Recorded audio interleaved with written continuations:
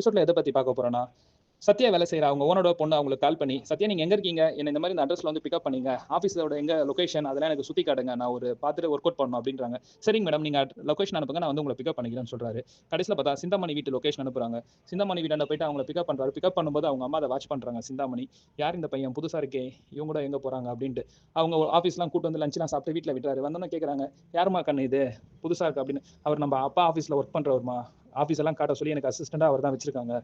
"அப்படியா? சரி கண்ணு, சரி கண்ணு." மீனாவும் முத்தும் நம்ம இன்னைக்கு லஞ்ச் வெளியே சாப்பிடலாம், வீட்ல வேணாம்னு சொல்லிட்டு முத்து மீனாவை கூட்டு போயிட்டே இருக்காங்க. போயிட்டே இருக்கும்போது மீனா, "கிருஷ்ஷ பார்த்து ரொம்ப நாள் ஆயிடுச்சுங்க. அவன் ஞாபகமாவே இருக்குன்றாங்க." "அதுக்கு என்ன மீனா, நம்ம போய் ஒரு எட்டு பார்த்துட்டு அதுக்கப்புறமே சாப்பிட போவோம். அவனுக்கும் ஸ்நாக்ஸ் வாங்கிட்டு போவோம்" அப்படின்னு சொல்லிட்டு கிருஷ்ஷ பார்க்க போகும்போது அங்க ரோகிணி கிருஷ் கிட்ட பேசிட்டு இருக்கிற தூரத்துல இருந்து மீனா பார்த்துடுறாங்க. இதை முத்து கிட்ட சொன்ன உடனே, "அப்படியா, வா போய் பார்ப்போம்" அப்படின்னு சொல்லி கூட்டு போறாரு. அங்க போனோடனே, "என்ன இங்க வந்திருக்கீங்க கிருஷ்ஷ பார்க்க?" அப்படின்னும் போது, "இல்ல என் ஃப்ரெண்டா வெளியே போயிருக்கா, அதனால என்ன போய் பார்த்துட்டு ஸ்நாக்ஸ் வாங்கி கொடுத்துருவான்னா" அப்படின்னு சொல்றாங்க. மீனாக்கு ஆனா அவங்க மேல டவுட் வந்துருது. ஒரே பதட்டமா பேசுறத. இத முத்துக்கிட்ட வாட்ச் பண்ணி வீட்டுக்கு போகும்போது சொல்றாங்க, "ரோகிணி ஆனா ரொம்ப பதட்டமா பேசுனாங்க. கிருஷுக்கும் ரோகிணிக்கும் ஏதோ ஒரு கனெக்ஷன் இருக்குன்னு எனக்கு